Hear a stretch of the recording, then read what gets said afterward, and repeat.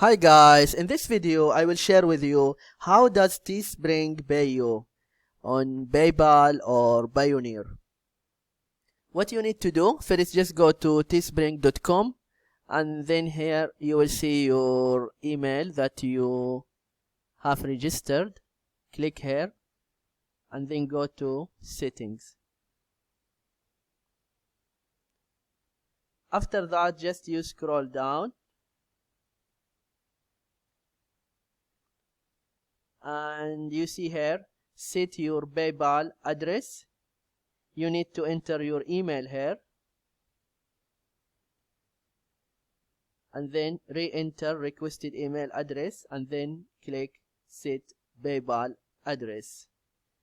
And it's the same with Payoneer. You need to do Payoneer settings. There is two payment methods, as I know, is PayPal and Payoneer.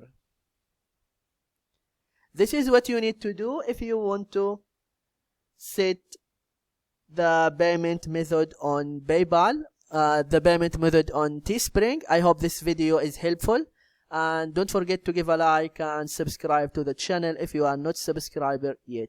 Thank you and see you.